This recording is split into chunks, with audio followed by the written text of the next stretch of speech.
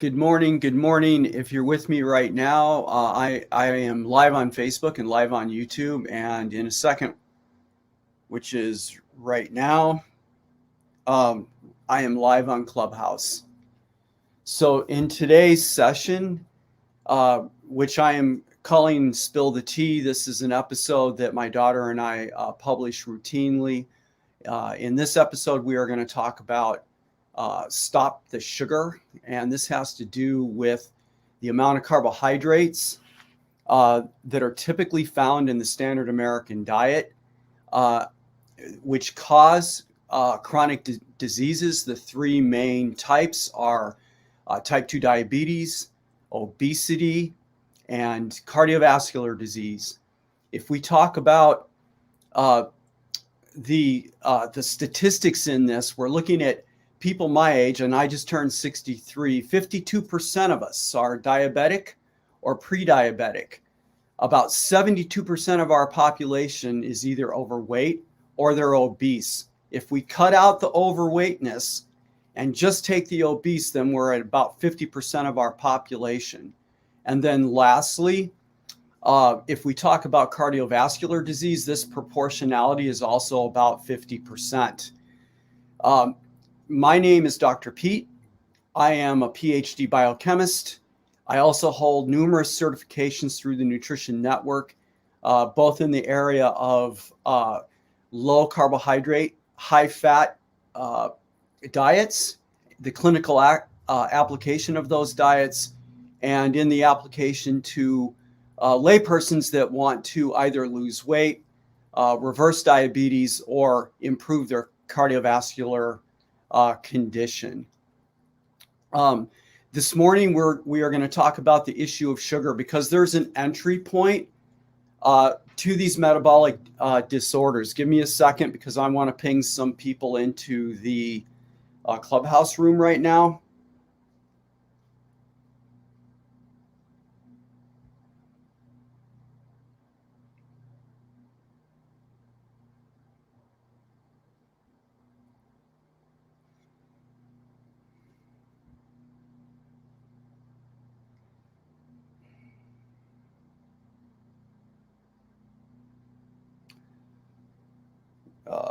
Okay, let's see here.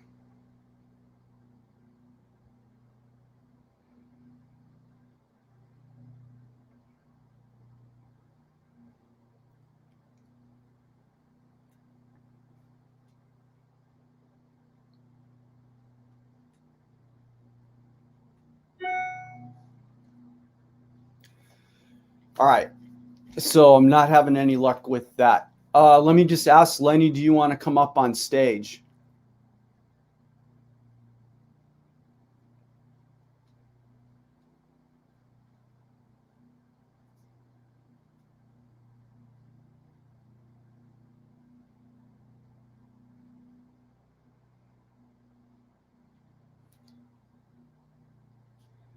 Morning, Lenny. Morning, Lenny. How are you doing? I'm good. I'm good. So I was happy to see you start the club and this room. I caught you in a lot of other rooms, and I love what you and Tanner are doing. Especially, I love the combo. So I was just curious to hear what the discussion was and listen to whatever wisdom you were looking to share today. Nathan, do you want to join us up here? Yeah, thanks for coming up, Lenny. We're live right now, both here and on YouTube, just so you guys know, and it's being recorded. Not a problem. All right, so what I'm going to do first is give a seminar very quickly in regard to the issue of sugar. And the way that that we got onto this issue, it's come up a lot in Clubhouse, but also people are asking all the time, what is one really simple thing I can do to improve my metabolic health? And the answer to that is to stop the sugar. So let's talk about some statistics first in regard to this. If you do basic research on the internet and you just ask the question, how much sugar are people typically eating annually? It's a difficult question because of the number of answers that you get. So I focused on 7 major sources. I went to the New Hampshire Department of Health and Human Services, Statistica, the Diabetes Council, the American Heart Association, the Angeles Institute, the Sugar Science people, the Diabetes Council, and then to our CDC. And when you look at those values, you're going to get a range of estimates in terms of sugar consumption that it's going to vary from 27 pounds a year, that would be the CDC, to the New Hampshire people, which is at the top end at 150 pounds of sugar annually. When you take an average, it suggests that the American public are eating about 70 pounds of sugar per year. Now, when you look at a historical record of this, I was able to find data from 1822, and back then it was predicted or estimated that we were eating about 6 pounds of sugar per year. And now in 2021, we're at 70 pounds. Now, I think it's really important because, and I see right now in Clubhouse that we have a number of people who are keto coaches and know a lot about this. But I think for the viewers, and again, I want to remind the audience in Clubhouse that I'm live right now on YouTube, and this session is being recorded. But I think for the keto coaches that are here and whatnot, we all realize that sugar and refined carbohydrates permeate our culture. So let's talk about some of the different names. The first, and I think the most common sugar item that most people can identify with would be the sugar that you find in a sugar bowl, and this is cane sugar. It's the granular white crystals. That can come from a number of different sources, sugar cane for one of them, and from sugar beets. We have honey. All right. And we have molasses. We have the fruit juices. You just about can't pull a bottle of fruit juice off the supermarket store and turn around and look at the nutrition label without finding just buttloads of sugar in it that's been added or has come through with the concentrate. We have glucose and sucrose and fructose and high fructose corn syrups and maple syrup and brown rice syrup and maple malt syrups and agave. All right, so it comes in a whole variety of different forms. And in these days, quite often on the label, what you're going to see is they're going to use the word natural. They're going to pin that right in front of it, or they're going to put the word organic. And those two labels are designed to reduce your defenses, because they understand that the American public is starting to get clued in on the fact that sugar is not healthy for us. Now, if we look at production in 2009, there were 10 million metric tons of sugar produced in the US. And in 2021, we're up another million metric tons. For those of you that are not sure what a metric ton is, I think it's important to mention it's not 2,000 pounds. It's 2,205. So it's actually a little bit more than the ton that we learned about in school. Now, where do we find, and this is another thing that I want to talk about a little bit here. What do we find is the difference between how sugar can appear in a product? One of the ways is by the added sugar thing. So if you buy a soda off the shelf at the store, they've added a certain amount of sugar directly to that liquid. These days, most likely high fructose corn syrup. And that's going to be a problem coming up here in this mini seminar, because the high fructose corn syrup is composed of two things. We have glucose in there and we have fructose. And the proportion of fructose to glucose is higher. So there's a higher percentage of fructose.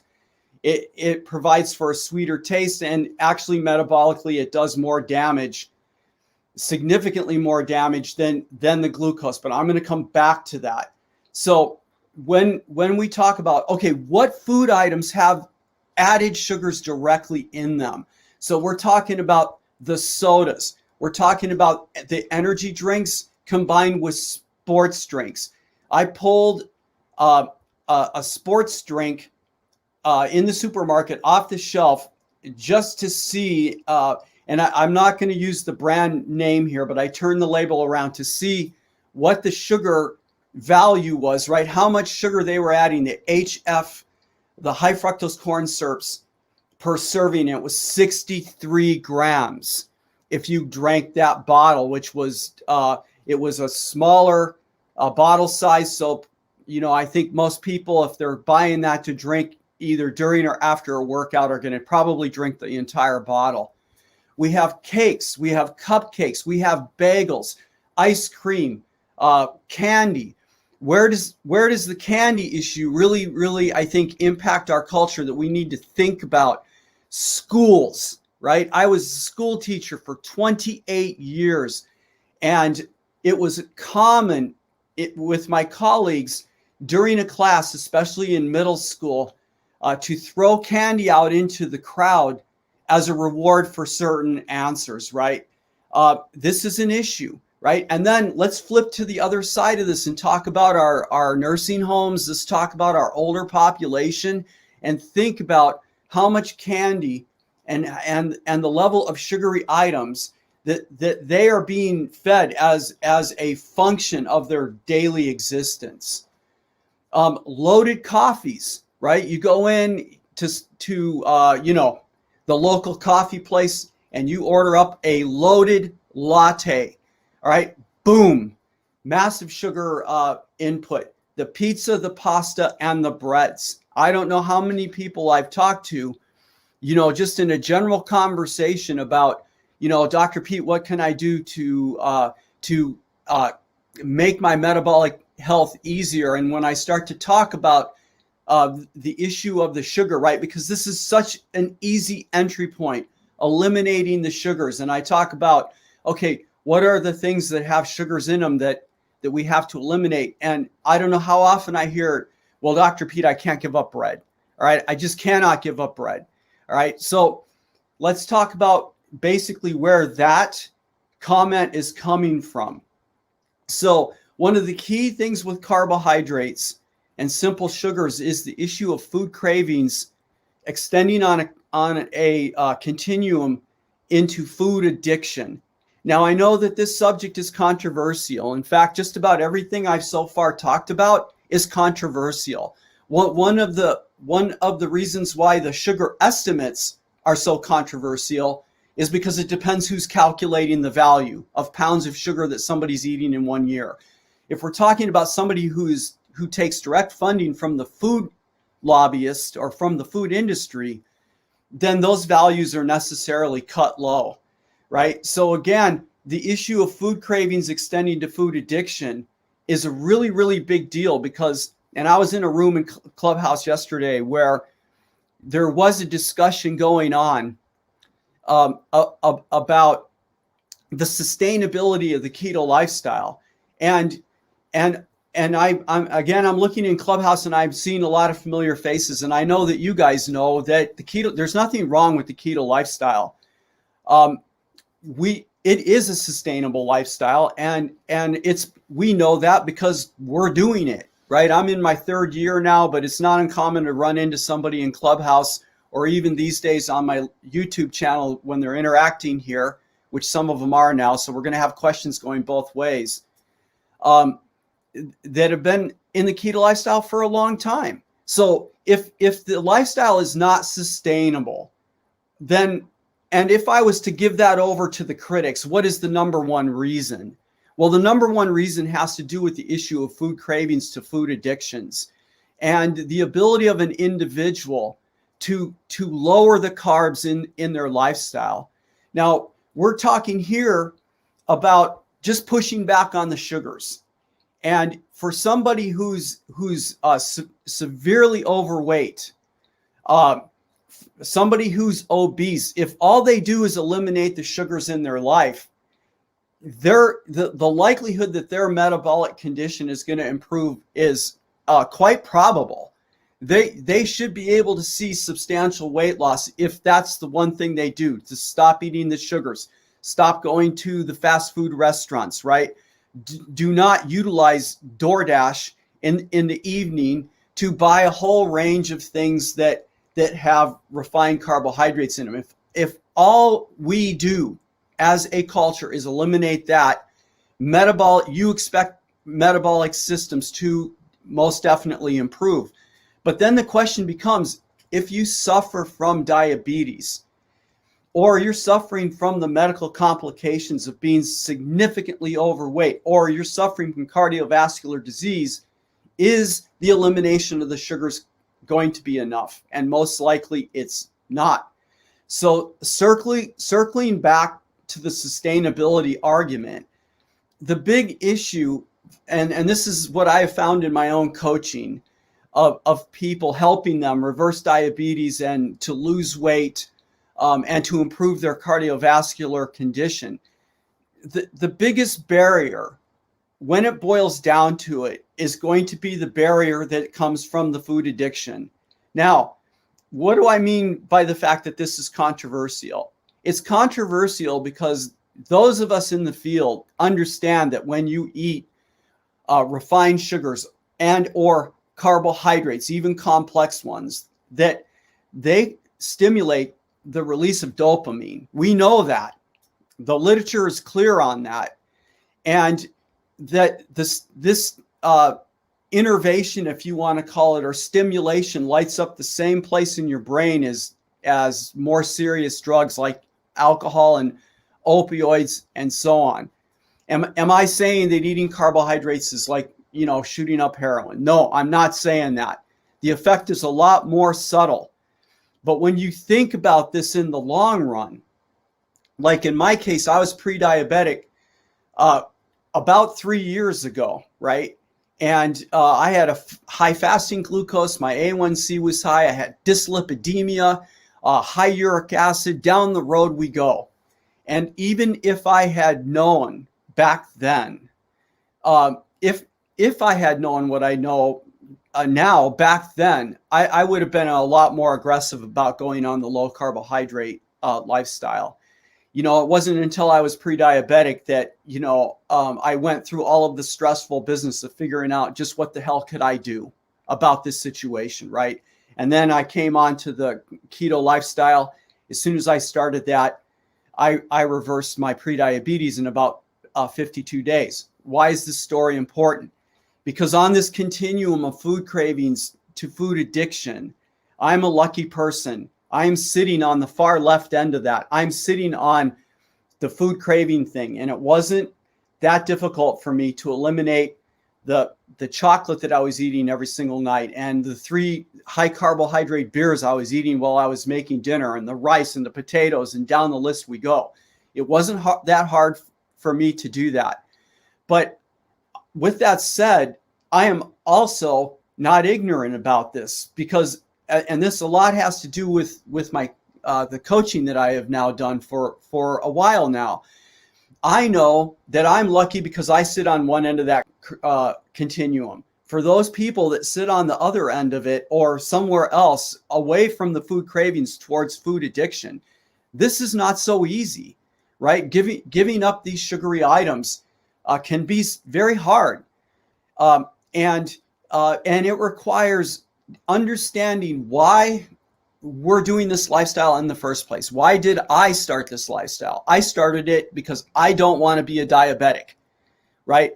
I figure at 63, I've still got a lot of really good years left in me.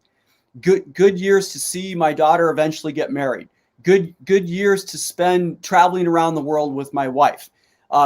Years for my wife and I to backpack down into the Grand Canyon. I'm looking forward to being able to play with my grandchildren, to take them rock climbing, to take them scuba diving in Cozumel and do the drift dives along that reef, and maybe even get them into the caverns.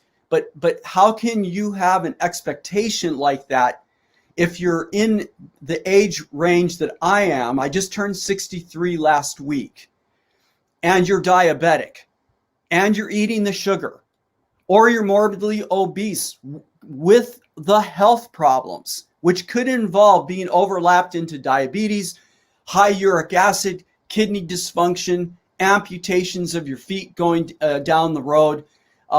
If that's the situation, then everything I just said is most likely negated. Now, so the thing about finishing before I move on to the next issue, and then I will shut down the mini seminar and we can start to have a conversation about this. And again, before the last finishing thing here, I want to remind everyone in the Clubhouse room and on YouTube that I am live in YouTube and I'm live in Clubhouse, and the session is being recorded. And you will be able to find this recording at Dr. Pete's Keto Club, the YouTube channel, later. So again, the very first thing that someone can do to improve their metabolic health is just to stop the sugar. And when I say just stop the sugar, I know this is not as easy as it sounds for some people, and they are going to need help. They're going to need all the help that they can get from anyone who's willing to listen about this. This includes family members, right? The people that they're most close to. This includes their good friends when they go to a dinner, right?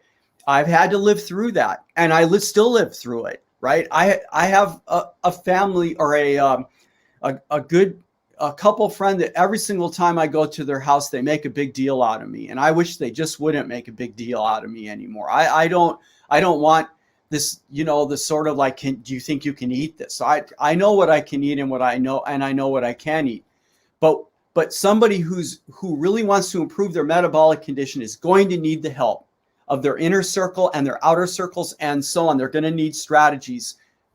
The more severe those food addictions are, the more help they're going to need, right? And this may even include having to go outside of a health coach to some sort of therapy.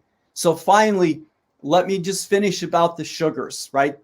Especially the added sugars.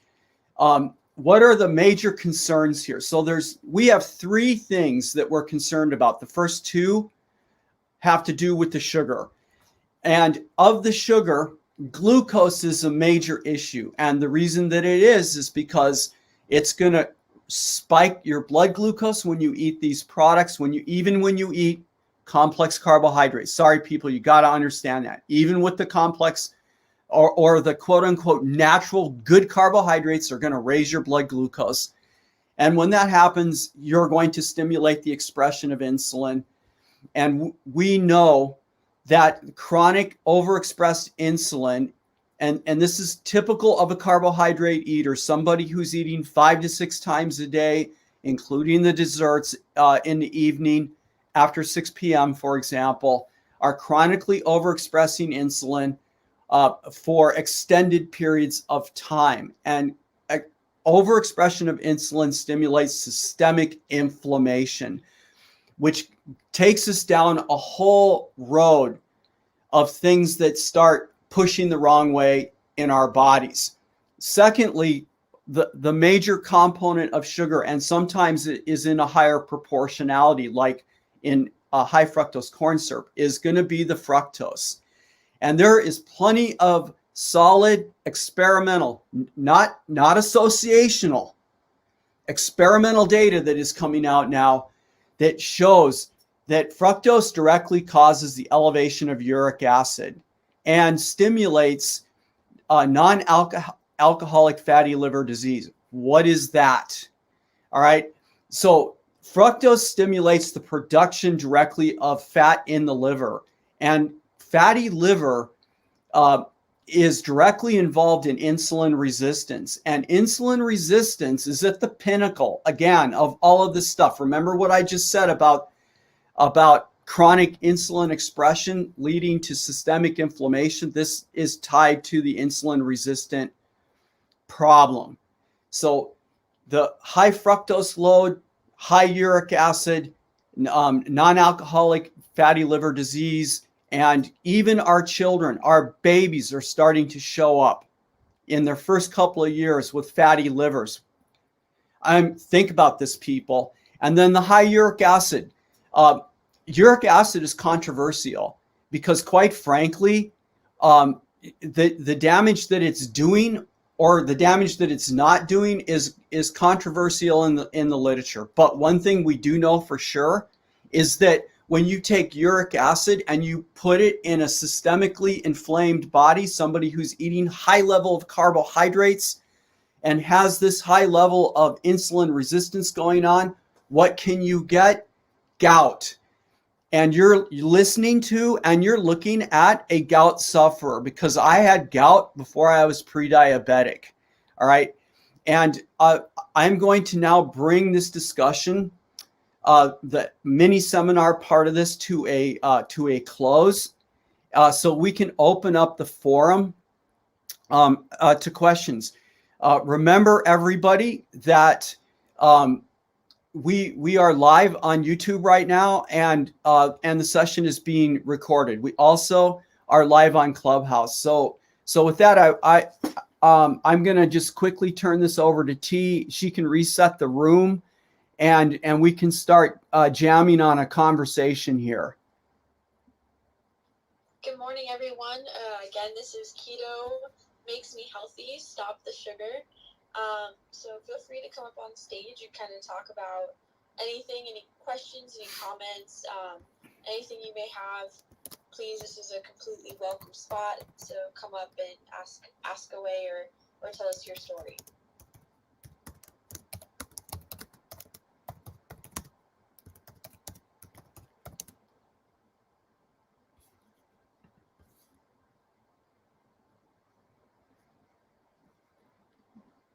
Okay, so I'll jump back in. We do full-time coaching here. I ever since I got onto the keto lifestyle and was able to reverse my prediabetes, I was inspired to try and help people with this. And I've thought long and hard. The fact that I'm a career teacher, the first thing I wanted to do is, the first thing I asked myself is, how can I break this down into how can I break the keto lifestyle down into something that's easy for someone to learn? So we use the plate method. I use the plate method to teach this. If you think about a plate and we break it into 3 sections, in one section you're going to have a protein of some type, like, perhaps it's a chicken breast or some pork loin, or it could be a T-bone steak, whatever, something like that. The other 2 sections are going to have keto approved vegetables in them, and the amounts are going to be, in terms of the vegetables, will be about the size of a fist. All right. And the protein is going to be about the size of a man's thick wallet, down to the size of a deck of cards. But anyway, we've got Nathan on stage, and my mouth is starting to get dry from all the talking that I'm doing. So I'm going to welcome Nathan. What would you like to add or ask? Yeah, thanks, Dr. Pete. I appreciate it. The one thing I wanted to chime in on was earlier, you were talking about ingredient quality, and I think that's super important. Just because there's so many ways that the foods can just kind of sneak and throw us either out of ketosis or just cause inflammation. So again, I really appreciated all that discussion, and just like you were listing all the various things that could contain sugar, or the other names for sugar, and sometimes people can be thrown off by that. Or if it says organic or natural, we just maybe get a false sense of security that it's okay because it has those words in it. And I know you talked about the word natural, and it's like, well, cocaine is natural, heroin is natural, so that just because it says natural doesn't mean it's a kind of a saving grace. But yeah, I think it's a really good point. I particularly in my practice, I try to eat mostly whole, or at least very minimally processed foods. I still like to have a fair amount of cheese. I try to, so there's a process for cheese, but we all kind of have our exceptions and those kind of things. And I don't know, I probably will do a dairy elimination diet in a month, or for a month, I should say, at some point here. I just it's one of the last things I'm going to try to give up, even though I've kind of done it inadvertently. When I did the lion diet back in March, I was only eating beef primarily then. So, the one tip I'd give people on that front as far as ingredient quality, being a hawk, if you see something, you do the flip, as I call it, where you flip around the item you're looking at. You look at the nutritional facts, to see where your carbohydrates line up and other nutritional information. See if it contains any sugar there, but then also go to the ingredient list. And if you see something that you don't recognize or you have a question about, one trick I do is you just pull out your phone, you write Google, you open Google, and you write that ingredient's name in the search bar, and then write keto after it. And then, when you get the results, don't go just for one result, or don't do it with confirmation bias just to find an article that supports you. Look at a couple different sources and see what they might say about it. And always a good rule of thumb is if you have an ingredient list and it's well over 8-10 ingredients, probably your chances are it's going to be less likely that it's going to be a good thing to put inside your body. So I'd recommend that. Again, I appreciate that discussion, especially if people want to try to eat a little cleaner. It's a good way to focus on things. And this is Nathan, and I'm done speaking. Thanks, Nathan. That was really, really awesome. And so there's a couple points that you brought up that I just want to piggyback on and totally support you in, because this is really, really good advice. So when I talk about stopping the sugar, and then people are like, okay, then, what am I going to eat? The issue is that, and you brought this up, is the whole food thing. So I think this is one of the things about this lifestyle that can be hard for some people to wrap their heads around if they don't cook, right? Or so they're ordering or buying packaged food is what I'm saying. So the whole food thing is super important. So stopping the sugar, number one, which is, I think, the easiest thing to do here, just in terms of the logistics, not necessarily. And again, having to do with the food cravings to food addiction, right? I'm not talking about that here. I'm saying, okay, if you're going to eliminate sugar, it's an easy thing to throw out a bottle of soda pop. All right. The other thing that you're talking about, the food label thing. So when you go into a supermarket, staying out of the aisles and buying food that's real. The issue about dairy is something that individuals have to look at, because I know for me, if I put 2 tablespoons of heavy cream in my coffee, I know I'm going to be hitting the toilet hard not long after that. So I have found with me that I have to be careful with dairy, right? So if I back down to 1 tablespoon of heavy cream, I'm fine. And then the other thing is some cheeses bother me, right? And some cheeses don't. So shifting into this lifestyle, there are, little problems and things like that.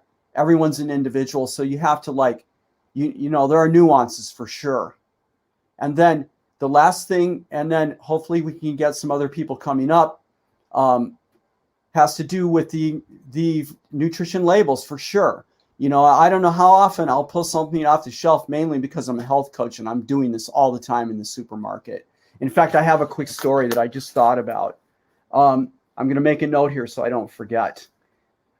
So when you buy something, or you're thinking about buying something, you pull the package down off the shelf, you have to look not only at the nutrition label, as Nathan pointed out, because it may very well show, and I use what I call the 1 gram rule for me. So if that product has more than 1 gram of carbs per serving, I put it back. I don't get into this, can I sneak this through the day type of thing. If the product shows low carbs, so 1 gram of carb per serving or less, or 0, then immediately I'm going to go to the nutrition label or the ingredient list next, because a lot of times they're going to sneak the sugar in that way. And as Nathan pointed out, they have about 1 million names of this stuff. I'm looking right now and I see on my list here, the 2 that I didn't mention were dextrose and dextrin, and both of these are references to glucose. All right, so I would love to have anyone up. Let me check the YouTube, see if there's any questions here.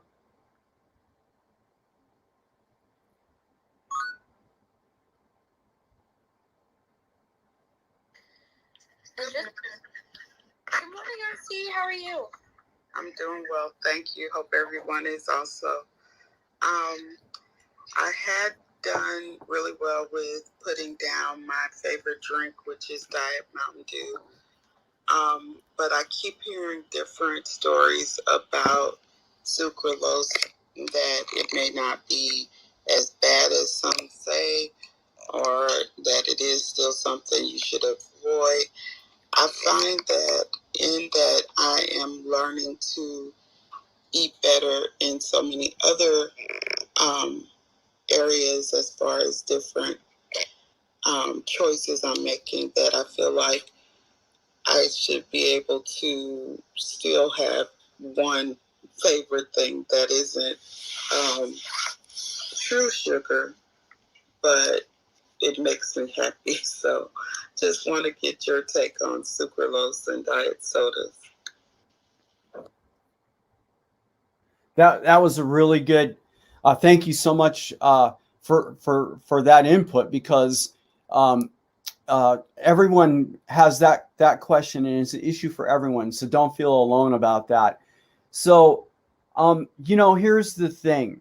I advocate for in the people that I work with, and myself, by the way. I take my numbers every single day, and I did this morning. So I can totally understand wanting to have pleasurable items, right? So let me just say right now, if someone is super young, cutting the carbs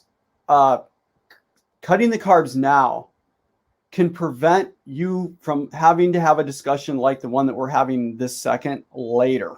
Because once we get to the point where we've got the metabolic dysfunction, then cutting the sweets is a much bigger issue. So here's what my recommendation is.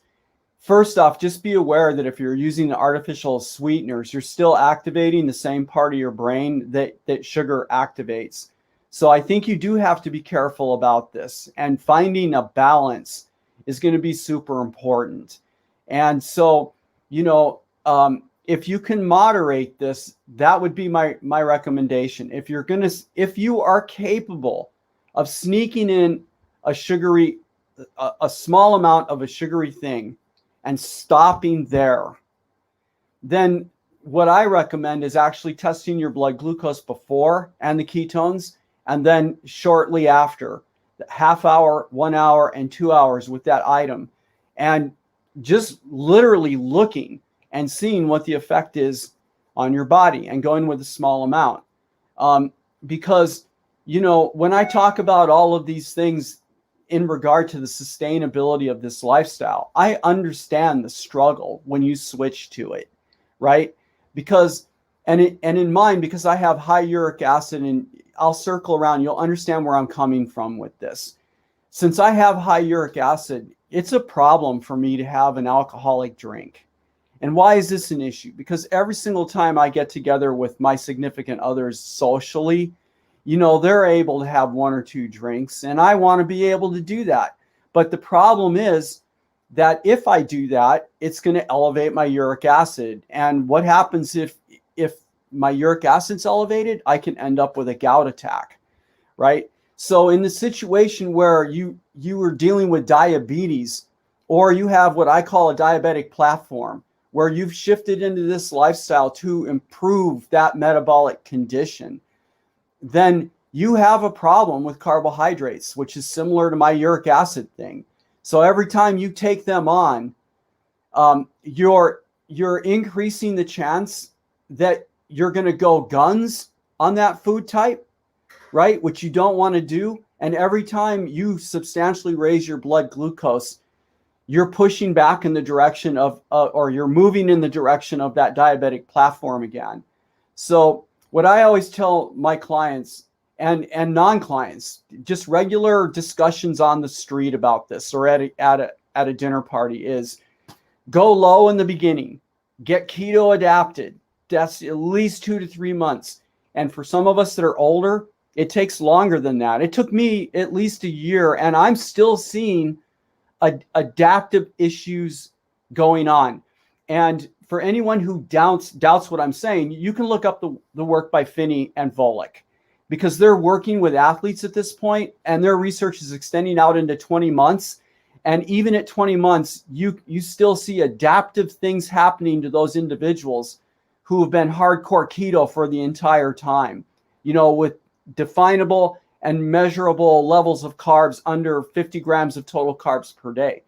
So I know that I'm a little bit long-winded about this, but I think finding a happy medium where all of this is working, and you're staying in ketosis, right? And you're improving your metabolic platform, which could mean you're losing the weight that you want to lose, you're reversing your diabetes, or your cardiovascular condition is improving. All of this is trackable based on numbers. Then I would say to you, experiment a little bit, but you cannot do it willy-nilly, and you have to be completely honest with yourself. Am I the kind of individual that can take 1 or 2 bites of this and stop, right? And if you're not, and there's a guy on YouTube and who's going to all the major conferences, Dr. Cy West, that talks about this. There are some of us out there that are addicted to carbs. And for us, taking a spoonful or 2 of some type of food item that's high in carbs just cannot be done. It's like serving a shot of alcohol to an alcoholic and expecting them to stop at 1 shot. The likelihood that that's going to happen is really slim. So I don't know if I helped you, if I answered your question or not, but this is Dr. Pete, and I'll stop talking now. Yeah, your information was helpful, and I know I am addicted, and I probably, I guess what I have been doing is calling myself doing this, what is it, feast day, and then it doesn't turn into a day, it turned into a weekend, especially when visiting family. But I'm going to try and make some additional changes, and I need to just put the sodas away, like all the way out in the garage, and maybe that will help me not drink them, because when my daughter went to buy them, she bought me a whole bunch, and I was like, oh my. So thank you so much for your information and for the entire panel. RC, and if it helps too, like the one thing, when I started the ketogenic lifestyle, I want to say I had a chocolate addiction. I really like dark chocolate. And for me, it was pretty common. Like my dad, I grew up with him eating, a bar of chocolate before bed. And my habit wasn't too far behind. I really liked dark chocolate. And I was an athlete and everything. So I was so used to eating that way for so long that when I started the ketogenic lifestyle, it was kind of hard for me to take chocolate out of my life. And what I did is, like, first of all, you need to be kind to yourself, because we've been taught our whole entire lives that high carb, is really, really good, and low carb is really, really bad. So you're kind of making this whole transition that's completely something that is against what we were taught as people, right? Because it's actually high carb is what causes so many of these cardiovascular diseases or metabolic health problems, type 2 diabetes, pre-diabetes. So you're making this new change into something that your mind is not necessarily used to. So for me, it was like, I remember going over to my mom's, and my grandma was like, and I was terrified of like high fat things. I was terrified of like butter, and now it's all I cook with, so I think just number one, be kind to yourself. What I did with my chocolate problem was I gave myself, you need to give yourself like 3 months to commit to letting something go. And in that aspect, it's not as scary, right? Because I still, now I was able to kind of put, dark chocolate in a way, as long as I really measure, back into my life. So I can still have it, I just don't have as much. But the thing is with that, when you commit to those 3 months, mentally it's a little bit easier to commit to, okay, in 3 months, this is my goal for these 3 months. And you'll actually find that within those 3 months, that craving that you had for that specific item has really, really, really, really decreased, like to an exponential amount. Like now I can have dark chocolate or I cannot have dark chocolate. And before I thought I was going to, die if I didn't have it. So just be kind to yourself. And if I were you, that's what I would commit to, is at least 3 months of, I'm going to give myself 3 months to do this for myself. And if I'm able to get past those 3 months, then make it, you can start working on, okay, I'm going to start testing, putting it back into my system. Or, how, like in small little, in small ways. But I guarantee you that after those 3 months that your craving for that specific item, such as Diet Mountain Dew, will be way, way, way less than it is now. Thank you. I appreciate that. Yeah, for me, the hardest part of the day, if I'm gonna drink an alcoholic drink, and again, I'm drawing this is a metaphor, because I honestly think we're in the same boat. It doesn't matter whether we're talking about, the sugar cravings or an alcohol craving, right? Some of you may think that there's a difference, but for me, late in the afternoon is the worst time, especially if I've had a really, really stressful day. Right around dinner time, I'm like, yeah, I would like to have that drink now, right? And so thinking about this in terms of sugar addictions, most likely there's going to be some pattern like that for you, and you've got to come up with a plan for it. Some people, when that happens to them, they go for a walk.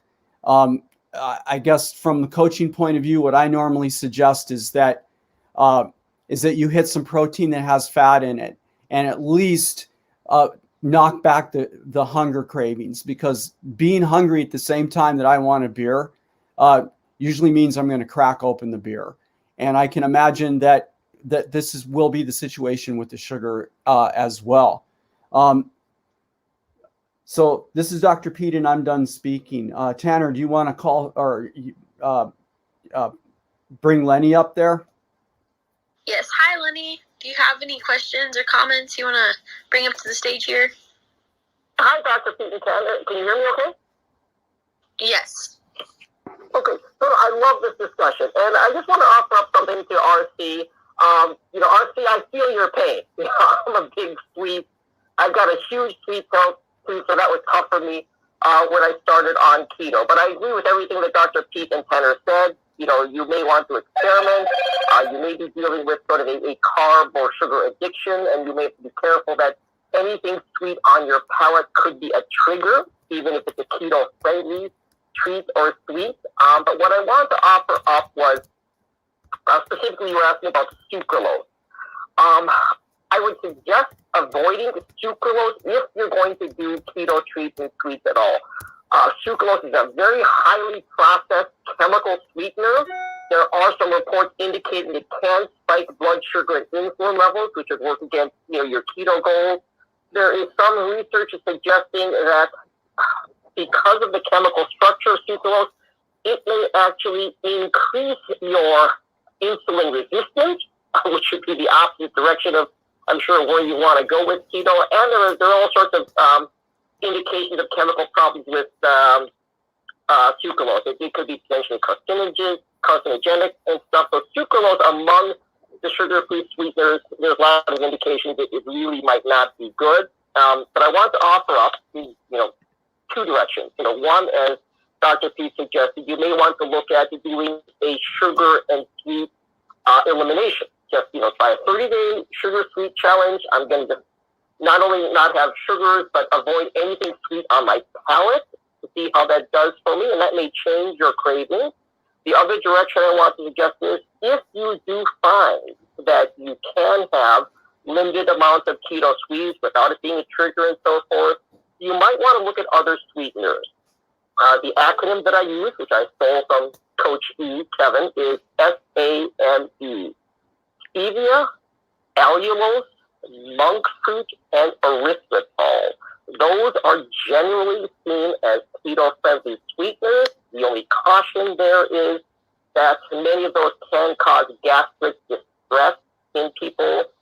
because of the way that the body metabolizes in it. But again, if you feel you can eat limited keto sweets without it being a trigger, you might want to explore those. And Tanner, I want to offer up something critical, or something quick to you, because I'm also a chocoholic, and bully for you for having eliminated chocolate and being able to introduce it. My go-to chocolate hack is a bar that you can get on Amazon or at Trader Joe's called Montezuma's Absolute Black. It is 100% cocoa solid, cocoa butter, and nibs. There is absolutely no sweetener, artificial sugar added to it. You better like dark chocolate, which fortunately sounds like you do.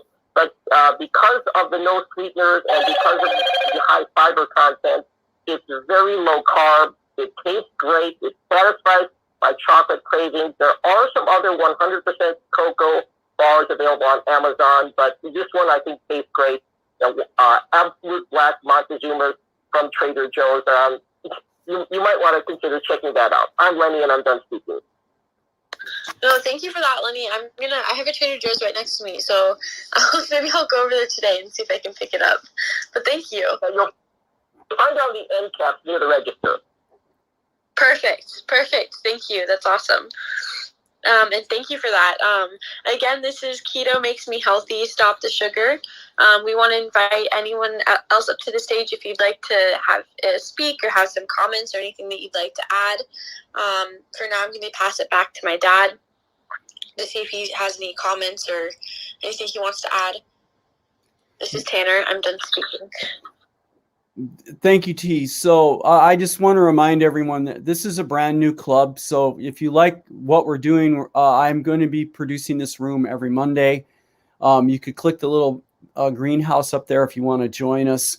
I want to point out, people ask me why am I doing this, right? I could be retired right now and not having the stress of trying to run these shows and to coach people and to produce, the things that people who want to reverse metabolic diseases need in order to be successful with that. Because I'm going to just tell you guys, I bust my ass with this right now, and the reason that I do this is because I want to help people. I don't want them to go through the stress that I went through, because the metabolic disease thing is real. All right. And when I'm sitting here, I can look back and remember when I was 20 or 30 and rock climbing as full time as I could get. I used to think, when I would hear things about, what's healthy to eat and what's not, I'd be like, oh, who cares? Right. I can do or eat anything and I'm going to be fine. Right. Well, now I'm 63 and I'm looking at, okay, what do the next 30 years look like? How long am I going to be able to do the things that I do? And I rock climb. I am a CrossFit trainer. I can literally go outside right now and probably do 20 pull-ups if I wanted. All right. These are the things that are important to me. I would ask you to think about what are the things that are important to you, right? I don't expect you to go outside and do 20 pull-ups unless you want to. What are the things that are important to you, and how can you ensure that if you're in your 60s, that the next 20 to 30 years is going to go, banners? How can you do that? Well, being metabolically healthy is so important, because I went through, the statistics at the start of this. And when you look at the statistics, it's really scary. Most of us my age are not metabolically healthy. And I think there was a study recently that came out that showed that 88% of our the population in the U.S. is actually metabolically unhealthy. Only about 12% of our population has all the metabolic markers in the green zone. So with that said, to sort of reset the room, I want to go back to something that Nathan said a while ago that I forgot about. And he raised the issue of the food labels. It's so important. And right now, there's a major issue in the food industry, right? We're starting to see all of these plant products show up that are being marketed to people like myself who are serious about the keto lifestyle. where I stay at 50 grams of total carbs per day, and I measure my numbers every single day religiously, partly because I don't believe in asking my clients to do what I'm not willing to do myself. And I was in a store the other day. I won't say which one it was, and I won't say what the brand was, but you start to see the meat coolers now being populated by these 100% plant burgers, right? Step back and think about this for a minute. This is the ultimate processed food, right? It is a plant burger. It looks like hamburger, probably smells like hamburger. I didn't open the package, obviously, in the store, but I did the Nathan maneuver, which all of us need to do, right? I turned the package around just out of curiosity to see what was in it. 15 grams of carbs, 15 grams of carbs. So word up, you make a couple of those plant burgers and you chow them down for dinner, the likelihood that you're going to stay in ketosis is really, really small. And, you know, in circles where we're talking about this business all the time of how let me bring somebody else up here. You know, how rigorous do I need to be in this lifestyle? Well, just a little bit matters. It does matter.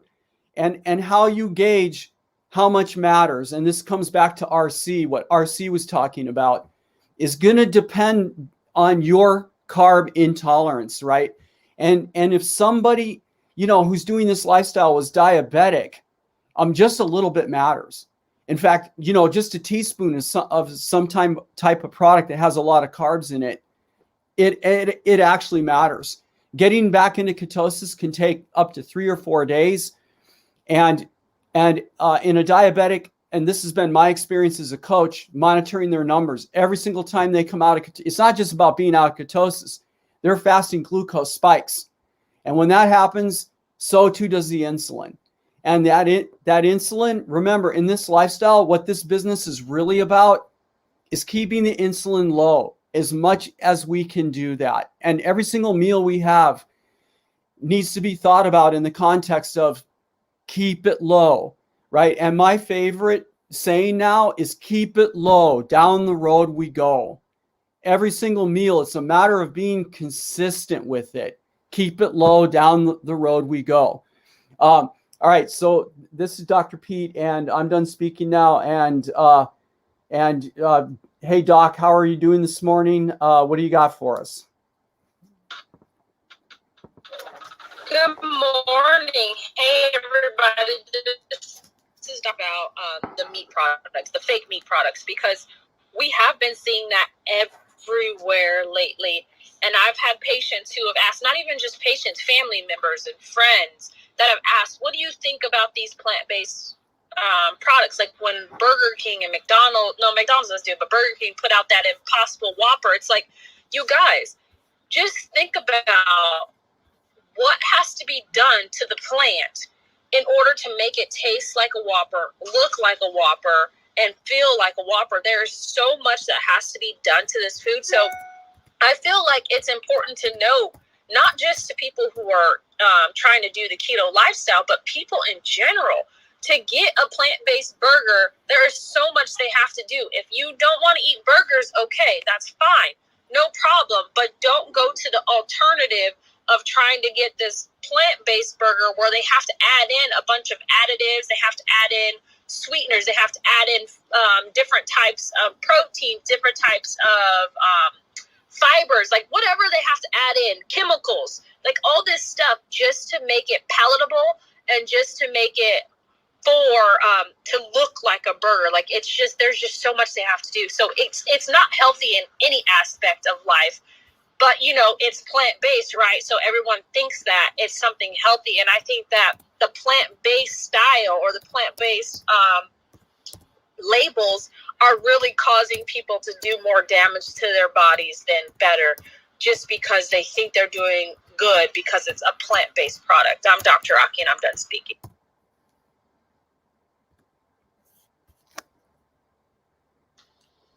I think that's some great commentary. Thank you so much for that, because you know, being on the ketogenic lifestyle myself, like it's, I'm very, and also not being a huge, you know, I have another side of my family where my mom's side of the family, you know, we're massive, we're from South Dakota, and we're meat, we have organic grass-fed, grass-finished beef and everything.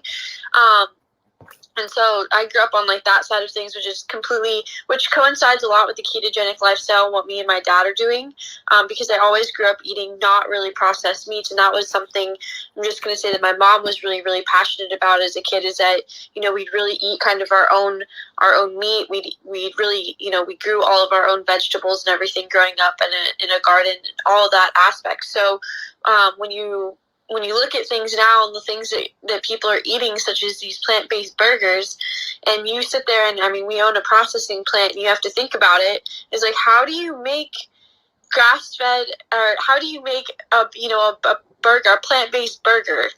And it just, that just brings to light so much, is like, okay, how do you make that? I know what it goes into to make a, you know, grass-finished, grass-fed, you know, beef burger, but like, if you, like, what goes into that? And if you think about it, it's just, there's a ton of chemicals, like you said, added sugars, a ton of added crap that is so bad for our human bodies, that we've been, you know, given these things. And then it's like, you have an increase.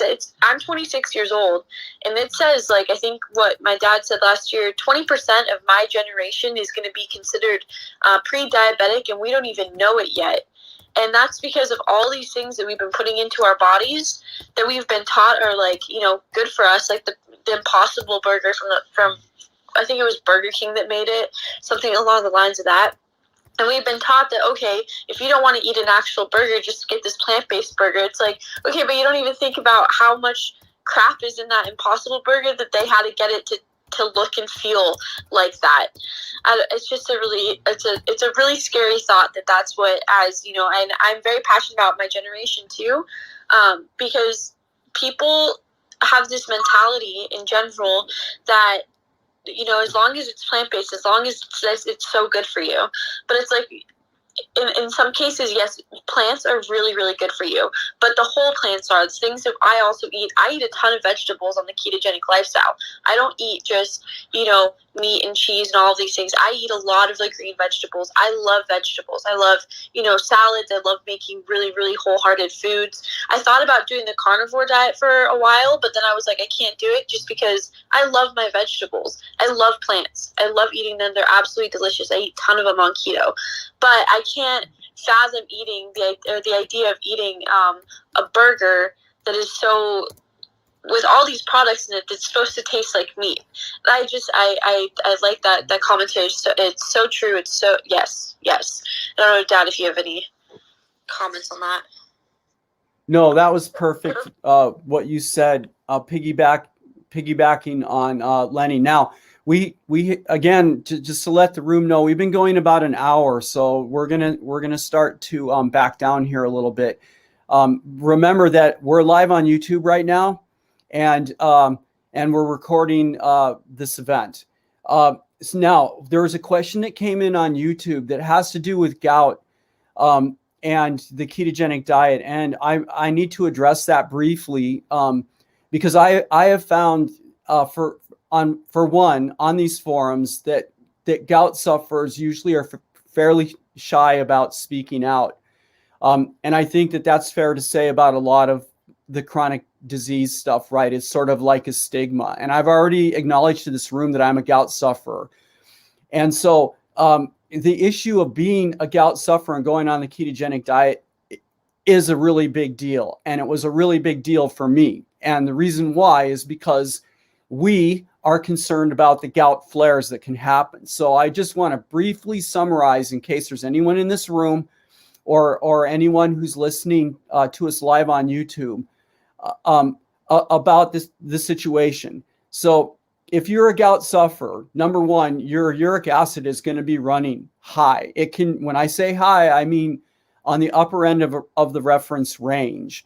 And if you're around in a lot of the clubhouse rooms, you no doubt have heard about the controversy of ranges, which are true, because depending on the lab that does the uric acid, the top of the range could be 6, it could be 7, or It can be 8. And when you ask a medical doctor about this, they just start waving their hands because they don't know any better about the ranges. Now, my uric acid right now, the average of over the last 6 months is running between 8 and 9. So let's just call it 8.5. And I am on strict keto. I measure my numbers every single day, and I'm eating 50 grams of, no more than 50 grams of total carbs per day. And this is concrete. All right. I'm not waving my hands about this. We're not talking nets here. We're talking about 50 grams a day. And I still measure glucose before meals and after meals, depending on, what I'm eating. So is doing the ketogenic diet safe if you're a gout sufferer? The answer is yes. However, in the first weeks that can extend out to the first months in the process of being keto adapted, the uric acid can, in fact, rise.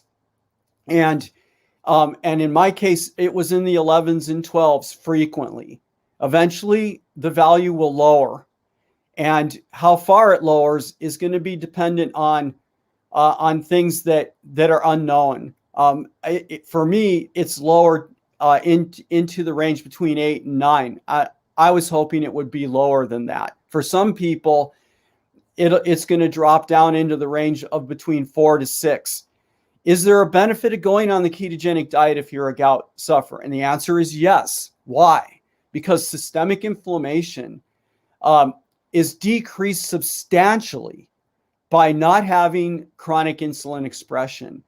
And the second thing is higher levels of beta hydroxybutyrate downregulate the inflammation process that can lead to a gout flare.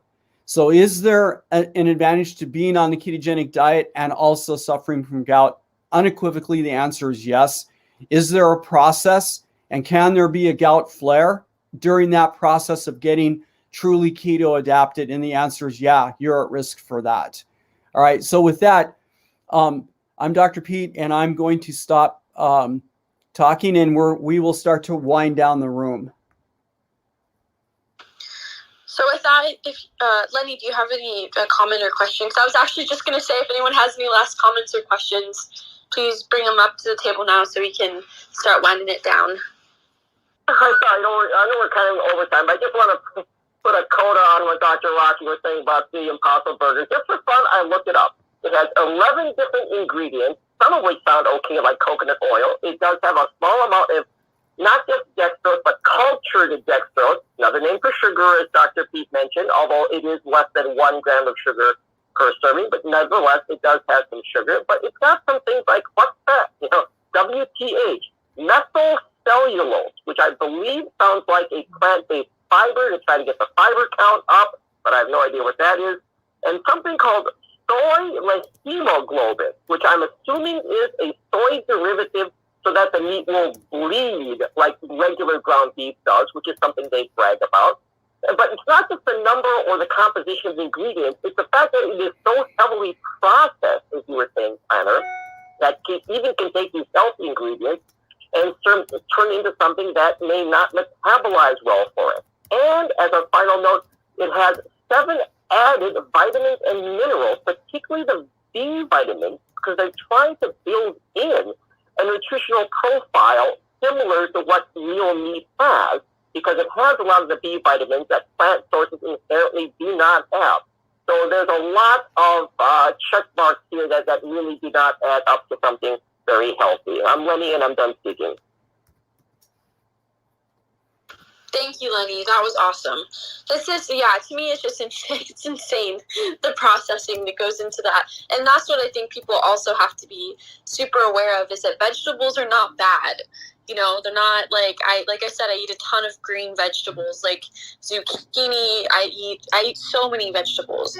Vegetables are not bad, but when vegetables are being so processed like that into be made into something that they're not meant to be in, then that's where it kind of definitely gets a little bit concerning. I see Erica was brought up. Do you have any questions or comments, Erica? Yeah, good morning. I just wanted to share how informative this room has been, and I have hit the greenhouse at the top. I too believe that I suffered from gout, and I just have to say, after being on keto now almost 3 years, I do not suffer from that inflammation anymore. It was a matter of me realizing that my body just did not do well with the items that I was eating. So once I eliminated bread and pasta and rice and potatoes and the theme of this room, sugar, that inflammation went bye-bye. So Dr. Pete, you're awesome. I'm loving the space and the information that you're sharing. And I am now a member of Keto Makes Me Healthy. Thank you, guys. And my name is Eric, and I'm done speaking. Thank you so much, Erica. Thank you. We my dad, Dr. Pete, he started the ketogenic lifestyle 2.5 years ago. And I started I think it was actually more than that now, and I started 6 months after him. And for me, I did it for more preventative measures, but it actually really helped reverse some of my, I just found out actually Dr. Angela Stanton, we interviewed her on our YouTube channel called Spill the Tea, where we talk about basically controversial topics with the ketogenic lifestyle, because we wanted to do something that was kind of different and kind of fun, because there's so many controversial topics that people bring up. And so we decided to make a YouTube channel out of it called Spill the Tea. And Dr. Angela Stanton is a doctor who specializes in migraines. And actually migraines were something that I suffered from for a really long time. And I didn't even put the 2 and 2 together, that when I started the ketogenic lifestyle, I stopped having headaches. I was thinking about it. And I was we interviewed her and I was like, oh my gosh, all these dots connected, I haven't had headaches I haven't had a migraine in over 2 years, And then to top it off, I was also suffering from some hormonal issues that the keto lifestyle kind of reversed. Well, it did reverse. So we started our company, which is Ketonic Revolution, and we started a health coaching company. My dad is obviously the health coach, and I do the business stuff on behind the sides, like website building and stuff. But we started this company because we want to change the world. Literally, that's what when we sat down and we're like, what can we do? And we're like, we want to change the world and people's perception on food, because we really strongly believe food is medicine. So if you guys feel like it, please give our group, or I guess our Keto Makes Me Healthy, give us a follow. There we can post our YouTube channel. We have tons of educational videos as well as tons of recipe videos, because we think cooking keto should be fun, and you can do it. My dad, last night, I went over for dinner and we had shrimp scallop curry, and I mean, it was phenomenal, and it was 100% keto, super low carb, super delicious. So we have lots of recipe videos. We're super friendly. If you need help with the keto coaching, we're here. But we're also here to really grow a big platform and to help change the world, because we don't want to just make it this is going to be a movement. We named our company Ketonic Revolution because we wanted to join the revolution on changing the way that people were eating their food. So thank you for giving us a follow. We really, really appreciate it. And with that, I'm T, so I'm done speaking now. But again, I just wanted to say thank you to everyone who joined us today. This has been really, really awesome. And please follow us on Instagram. Stay tuned for our YouTube. And again, give us a follow on Clubhouse. I just want to follow up really quickly in regard to something that T said about the migraine thing. So the one thing that migraines and gout have in common, like nothing, right, on one level, but on another, what we have found in the process of going ketogenic is that just bringing a little bit of carbs back into what you're eating can cause a gout flare for sure, and it also can bring back the migraine. So that's the one thing about the gout and the migraine thing, is if you're going to use the ketogenic diet or the lifestyle to modulate those issues, you've got to be serious about keeping the carbs low, because our experience has been with people that if they have an excursion, right, they hit the carbs too heavy, one night or whatever, the next day the migraine's back, or potentially they're in the middle of a gout flare. All right. And the amount of carbs it takes to do that is not that much. So you've got to be careful about, your limits, keeping the carbs low. Down the road we go. All right. And with that, I want to thank everyone for being here. Make sure to click our greenhouse, and I'm going to turn this back to T to close the room. Well, again, I wanted to say thank you, everyone, for joining Keto Makes Me Healthy. Please, again, tap that greenhouse at the top. This is a new group. We've started this, and we're going to continue to do it, just like Dr. Pete said. Every Monday, we're going to be holding a keto room, and we also have a ton of like really cool YouTube things and recipes and everything, as well as we're super friendly and just want to get to, know everybody. So, again, thank you so much for your time. Seeing the turnout today just was super incredible. We're super passionate about this. So again, thank you. And with that, I am T. I am done speaking, and we're looking really forward to speaking with you next Monday. All right, I'm going to go ahead and Dad, I think you have to end the room on your side. Oh, okay. Oh, yeah.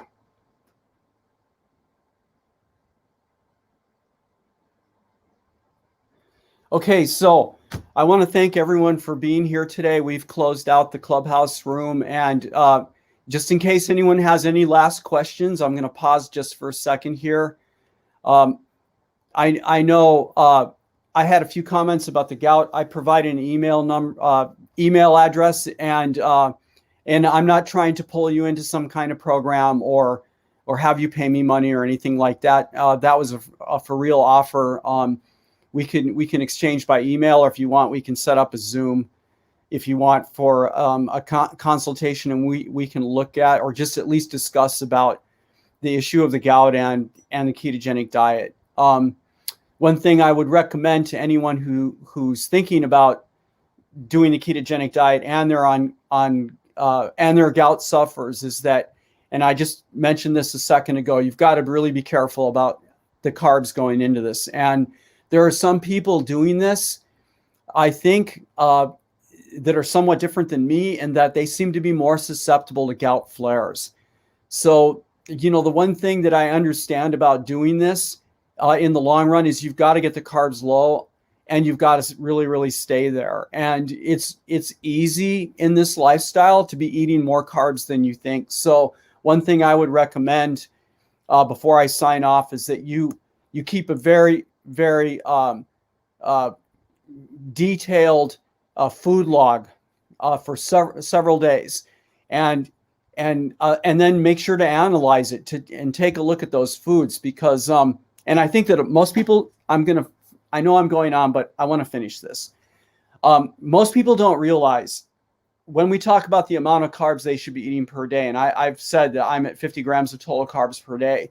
Where does that number even come from? All right. And to understand where that number comes from, you've got to look historically at the science that got us to the ketogenic diet that we understand how it is today. And where that 50 grams of total carbs or less per day came from was, this is an average number of total carbs that a person eats that will keep them in ketosis, where if you're measuring blood, their blood ketone level is going to be between 0.5 and 3, right? So when companies like Virta took patients and they started doing these analyses of individuals that they had shifted onto the low carb diet, they asked a simple question. We're lowering the carbs in these individuals. Where is the average ketones that we can measure in the blood falling? And what average amount of carbs does this correlate to on a daily basis? And that's where the 50 grams of total carbs or less, I keep saying or less because if you're a diabetic, you're going to want to be less than 50 grams of total carbs per day. So is this a light switch? Is it an on and off thing? No. It's a target. It's a target. That's what it is. And this is one of the reasons why really it boils down to your biomarkers. This is one of the central reasons why you should be monitoring your blood glucose and your ketones at the same time. And I would argue this is not an inconvenience. What do I mean by that? Yeah, of course it is. You have to finger stick. Yeah, that's a pain in the neck. Of course it is. But what are the advantages? This puts the power back in your lap to be able to modulate your metabolic process, right? Your metabolic progress, because you can know your ketones. And when you have those ketones between 0.5 and 3, you know you're in the zone. And you don't even have to do any of this macronutrient calculations, any of that business.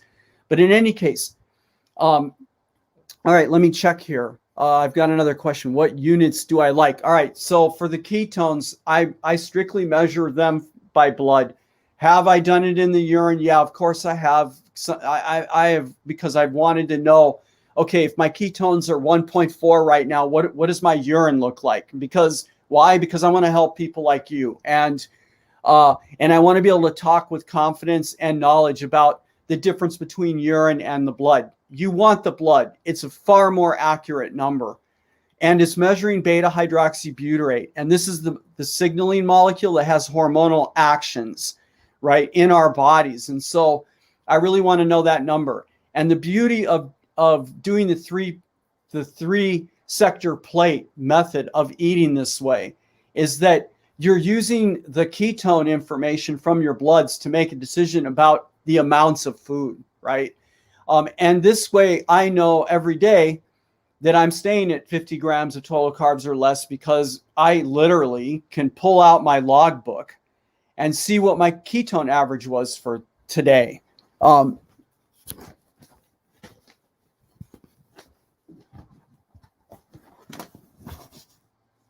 am I doing right now? See, there's my logbook right there. And my ketones this morning were 0.8. My fasting glucose was 94. My uric acid was 6.9, a little bit lower than usual. The question is why? I don't know. So I'm going to be looking at this now for the next few days and see if I'm tracking down.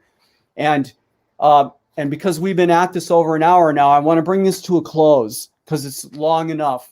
I want to thank everybody for being here. Let's see, one last question. I use the Keto Mojo meter. Okay, so I want to thank everyone for being here. Look out for us now every Monday, because we're going to both be on Clubhouse and here. It's giving us the biggest reach to the people we can help. And each week there will be a topic. Feel free to email me at ketonicrevolution@gmail.com if you have a topic that you want us to address, some type of issue in your progress. And I don't care what it is, right? This morning we talked about sugar addiction a lot, and maybe you would like to hear more about that. So in any case, look for us on Mondays. Thank you so much for being here and asking questions. And with that, I'll see you guys next week.